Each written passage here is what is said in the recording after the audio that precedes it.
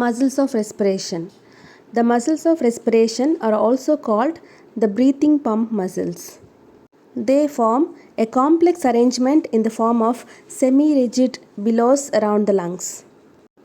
Breathing is a fundamental process that allows for the exchange of oxygen and carbon dioxide to support various bodily functions. The lung serves as the primary organs of the respiratory system which are responsible for this essential exchange. This intricate process is made possible by the coordinated effort of several muscles working in unison.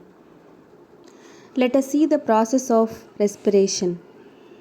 As previously mentioned, the process of breathing involves several muscles that work together to facilitate the movement of air in and out of the lungs. The primary muscle responsible for respiration includes the following: the diaphragm. The diaphragm is the primary muscle responsible for breathing. It's a large dome-shaped muscle that separates the chest cavity from the abdominal cavity. When the diaphragm contracts, it flattens and moves downward, increasing the volume of the chest cavity and drawing air into the lungs. It relaxes, the diaphragm moves upwards, decreasing the volume of the chest cavity and forcing air out of the lungs. Next muscle is the intercostal muscles. There are two types of intercostal muscles, external and internal. The external intercostal muscles are involved in the inspiration while the internal intercostal muscles are involved in the expiration.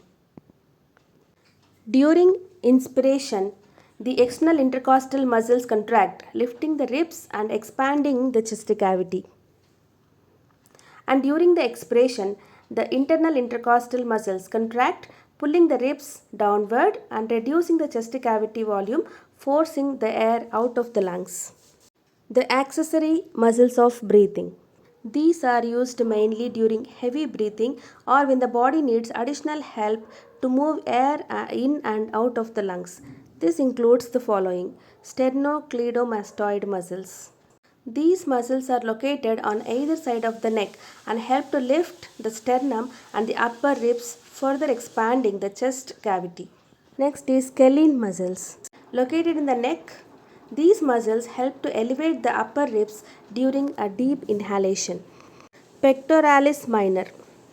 This muscle is located in the chest, also assists in elevating the ribs during a forceful inhalation. Abdominal muscles. These include the rectus abdominis, transverse abdominis, and the internal and external oblique muscles.